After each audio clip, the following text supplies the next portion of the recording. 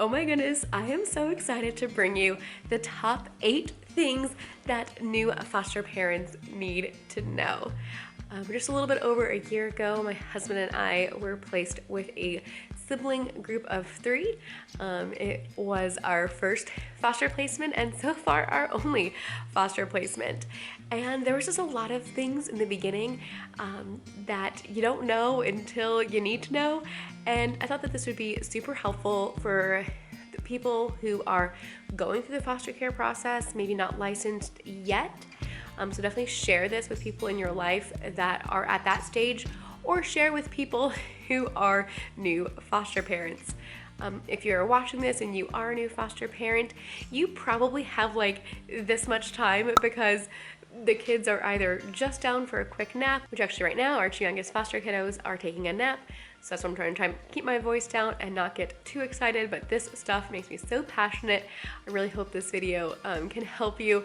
But yeah, you probably just have a short time, or maybe they are at a visit and this is like your time to get things done, or they finally just went to sleep and you need to get some sleep yourself. So I'm gonna try to share these as concisely as possible. It might honestly feel like drinking out of the water hose. Yeah, and excuse me, we have been dealing with some colds here. It's just that time of year. I might be coughing and sneezing, and sorry my voice sounds like this, but let's get started. So feel free to take notes because it's gonna come at you really fast.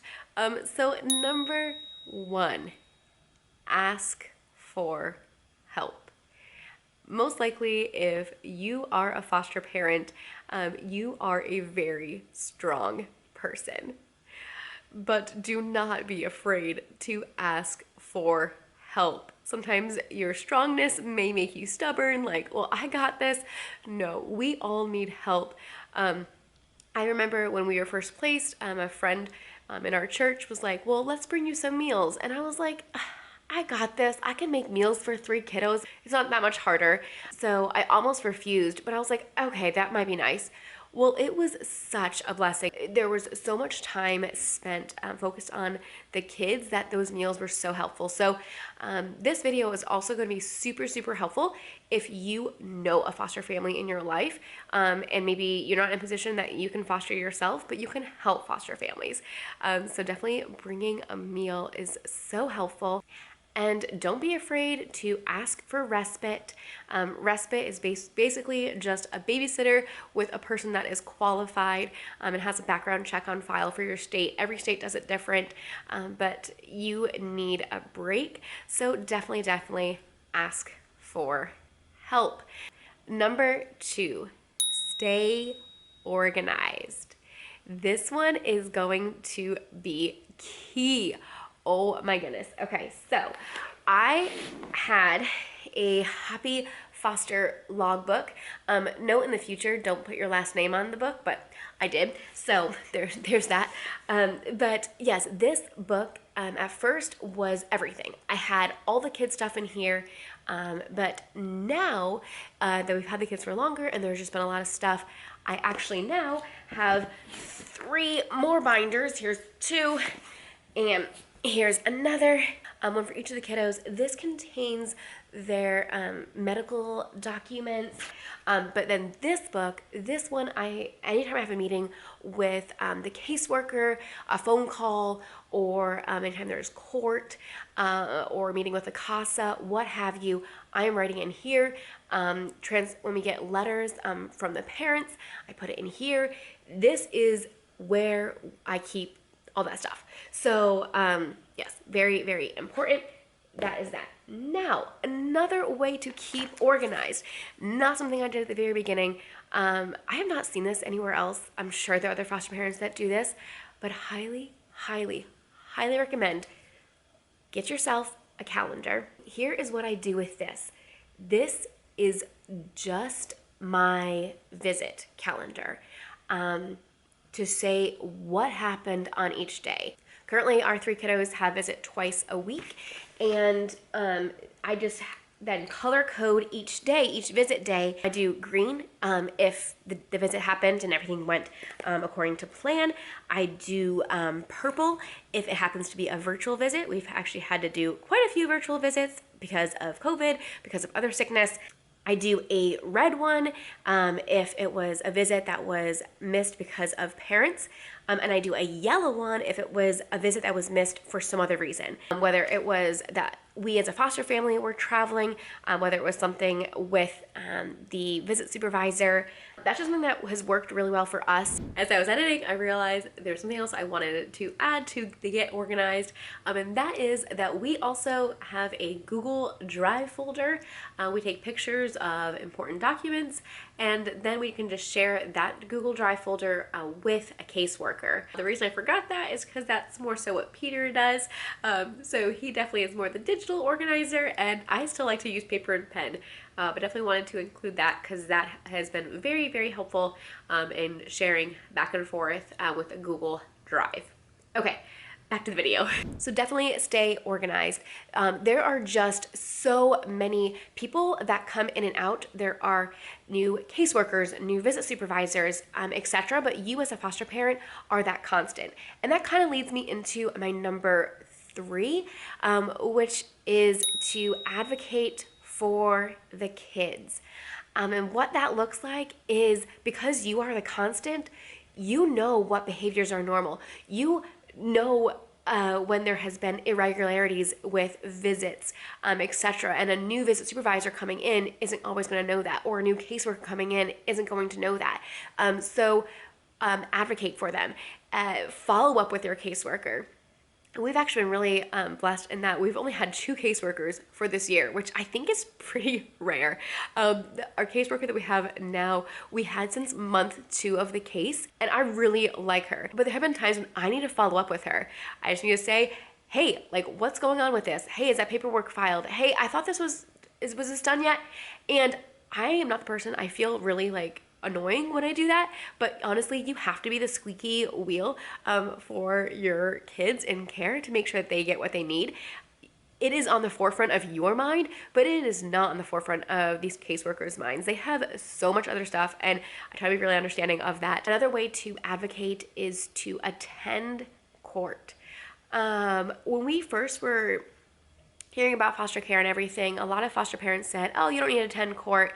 Well, for us, that is where we are able to connect with the parents. Also, attending court is where we hear about things. And you have the right as a foster parent to request your own provider meeting.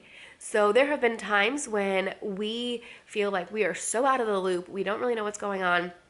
And so we just call either the caseworker or we call the caseworker on the CASA. And that's only happened 3 times that I can think of in the last year. So it's not very often, but those times are really invaluable just so you as a foster parent know what's going on, because you are on the front lines of you're seeing the everyday things.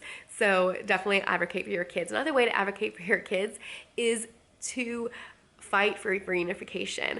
That is the goal of foster care, for them to be reunified with the parents when the parents are able to be safe again, or when parents are able to figure out whatever it was that the kids were removed from in the first place.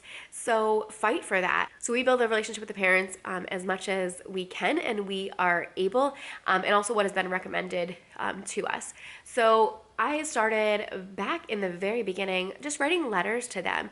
I kind of put myself in their shoes and I'm like, I would want to know what's going on with the kids. I would want to know when the baby starts rolling over or starts crawling, or when, the 8-year-old, when she starts going to school and how she's doing in school. So I just started writing to the parents.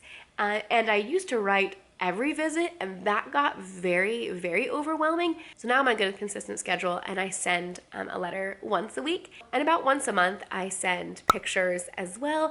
Now that's what we do. Now every case is different, and you may kind of even be able to meet their bio parents at a restaurant or something like that, like once a month or once a week, or whatever. So definitely check with your caseworker on like kind of what their recommendations are. you can help keep that bond strong, because that goal is reunification. And because of that, one other thing you want to do is definitely talk about the parents positively when you are in front of the kids. Number 4, check your social privacy settings.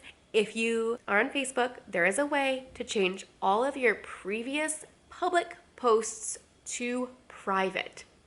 So that's just something nice to do. You can definitely do that. You can make your friend list private, all those kind of things. Number 5, always be learning. There have been so many great books, and honestly, we do audiobooks a lot of the times because that is what we have time for. Here are a couple of books that have really helped us. The Connected Child. Now this one I actually even did a class on, and that's another thing. The classes are amazing. As a foster parent, you get to do ongoing training. Take advantage of those classes. It's not really something to look down on, like, oh, I have to do these classes. Like, they're actually really, really good content, and you can pick the kind of content that you want to learn about. Now, I will say there was this one class I got on, and I should have left within like the first 10 minutes. It was terrible. It was a waste of my time. But there have been other ones that have been so amazing, and I could have listened to the instructor for hours upon hours. And it's nice that Peter and I, we do different classes, so then whatever I learn, I can share with him. Whatever he learns, he can share with me. But Connected Child, this is a good one. I also listened to Connected Parent, which I actually liked better. It gave a lot of practical stuff. I listened to that one on audiobook. Also, Discipline That Connects with the Child's Heart. That is an amazing, amazing book. And another one, Reframing Foster Care. We have mentioned this one before on our channel, and I will be making a video like that really features and highlights this book. This book is amazing. Always be learning, for sure. Number 6, find local support. What I mean by this is twofold. To find people to talk to that get it, and to find resources that can help you out. So for finding people that get it, your friends who don't do foster care, your family who don't do foster care, you can educate them. And honestly, I have educated family and friends, and that's been super helpful. But you really need to talk with someone that gets it. Find a local foster support group.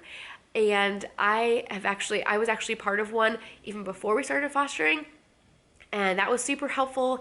And for me, also, my sounding board is the kids' CASA, the Court Appointed Special Advocate. She has been so great to talk to and bounce ideas off of, and she just understands it, and it's her job also to advocate for the kids. So it's just super helpful to bounce ideas off of her. And there are so many amazing resources on Instagram of other foster parents. And one foster mom, actually, at foster.parenting, has recently put together a page that has all of the foster support groups that are virtual for all of the states. So definitely check that out if you have no other way to start. Look at churches and find resources in your area.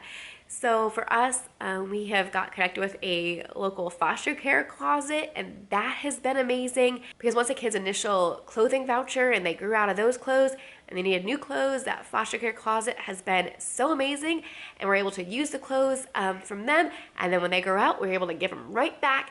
And it's so great, especially for younger kids, as they just go through sizes so fast, to have that resource. For the state of Indiana, foster families actually get a free family membership to the Children's Museum, which is the largest children's museum in the U.S., maybe in the world. I'm not actually sure on that part, but just so many amazing resources. So definitely check your area, check what resources are available for foster families. Another thing is WIC, which I totally honestly forgot about when we were first placed with kids, but WIC was so beneficial, especially for the baby, because he was on formula, and we spent like $170 that first month on formula until we were like, oh, yeah, we get the benefit with WIC. So then I got them to sign up on WIC, but I totally forgot. Okay, and number 7, save up.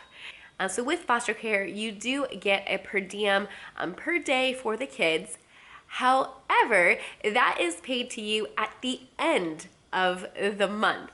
So I recommend definitely having at least $1,000 of cash that is just set aside on hand for whenever you do get placed with a kid. I had Peter actually look up, and in those first 4 days, the day that we found out they were coming and the 3 days that they were placed with us, those first 4 days, we spent $592.35 at Walmart. And that was after we felt like we were pretty prepared with other things, even from them coming from another foster placement. So they actually came with all the clothes that they needed for that season, and also the diapers that they needed. So I honestly don't know what we spent that money on. I know we got a lot of baby and infant things because we had already at that point had like the beds and everything. We didn't have a crib. We just had a pack and play. But I, again, going back to number one, asking for help. When we found out we were going to be placed with an infant, I went to our church's Facebook group and I asked if anyone had a crib that we could buy off of them, and a family gave us that crib. And that also happened early on, actually, when we were preparing to be foster parents. Same thing, we had a bunk bed that we were about to buy, and I said, well, Peter, let's just ask if anyone happens to have one. Another family in our church, they had a bunk bed and even mattresses, so it was such a blessing. So again, ask for help for sure. But that first month, you're gonna be spending a lot more, and you're not gonna have anything coming in until the end of that month. So just have kind of that little nest egg set aside. Now, another thing to consider, do not recommend going into debt, but to have a credit card that maybe gives you 3 months of no interest or something like that, or it gives you something like cash back. I'll actually put a couple credit cards in the description if you're interested, but again, don't sign up if you're gonna go in debt. You want to be able to pay off those cards at the end of the month. And with foster care, everything is always up in the air because it's very possible that, kids might be placed with you and you buy a bunch of stuff because you thought it was gonna be like a 6-month placement or whatever. And within 2 weeks, they go back to their parents, and everything you just purchased, maybe you send it along with them, which would be awesome to give that family some extra support. But now you just spent $1,500 and you only had them in care for 2 weeks, and you're not going to be getting $1,500 back. So just to consider, yes, you do not get in foster care for the money, but it is super nice that you do get that per diem, but you do need to have some money up front because you're not going to get that like reimbursed right away. It's going to take 30 days to get that into your bank accounts. Sorry, that was probably way longer than you wanted. Hopefully that was helpful. And now we come to our last point, which I saved for last because you're really not gonna need this advice until a couple of days or like a week or two into having a placement. And that is to get a good schedule. So all kids thrive on a schedule. Despite what it might seem, and it might seem spontaneous, they still need a schedule. And especially kids from trauma, they just need to know that you are reliable. And so within the first couple of days, it's honestly just kind of figuring everything out. You probably won't have a very good schedule. That's okay. But as we got into everything, we got a really good schedule down where they were going to sleep around the same time every night and waking up at the same time. And now I will share this. I used to nanny for a psychologist, and she let me know something that has proven to be such invaluable information. And I have seen it actually be true in these kids' lives, so I will share it with you. Kids have like this weird internal clock, and if you get a kid to sleep before 8 p.m. Now this is for kids who are, elementary age and younger. If you get a kid to sleep before 8 p.m., you're good. That's what they need. They need to be asleep before 8 p.m. Now, if you get them to sleep after 8 p.m., their body kind of starts to wake up again and they are ready to go. So for our middle, who is 3.5, if we think oh, it's the weekend, we can stay up to 8:30 and have a fun movie night. No, No, she wakes up again, and it's just like to like 9:30 or later that we finally get her down. So before 8 o'clock, I don't know, there's something magical about it. One thing that has also completely helped us are okay to wake clocks. The light is blue and makes noise when it's night, and the noise goes off and the clock turns yellow when it's time to wake up. And it has just helped the girls so much. Even from the very beginning, they really respected the clock. We kind of just told them what it was, and even for nap time. So right now, I'm guessing that the 3.5-year-old is hearing me talking, but because her clock is blue, she is staying in bed. So very thankful for the clock. And also, eating schedule is so important to make sure that you have, 3 meals a day, definitely breakfast, lunch, and dinner. And for our schedule, it worked out better to do like an earlier lunch and then like a 2 o'clock snack when we were first placed with the kids, and then an early dinner. And that worked really well for us, but maybe it will work out better for you to have even like 2 little snacks or something like that. But as long as it's consistent. Now, I wasn't very hard on it the first couple of days. Basically, if they were hungry, I just let them know like, yes, you can have an apple. Yes, you can have a banana. Yes, you can have peanut butter toast with whipped cream on it. Yeah, we did that the first day. We did McDonald's. The first couple of days, it's honestly just like get them food.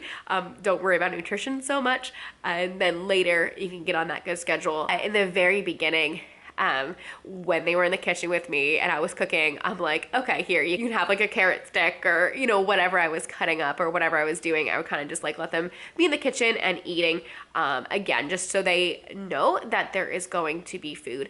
So just things that maybe you wouldn't do with your bio kids, but with kids that come from a trauma past, just you might parent a little different. So I hope this video was so helpful. I realized it was way longer than I intended it to be, but I hope that those 8 things were so helpful. Please let me know if there are other things I should have added. I'm sure there will be things that once I turn this off, I'll be like, oh, that would have also been a really good thing. So I will add them in the description if I think of it.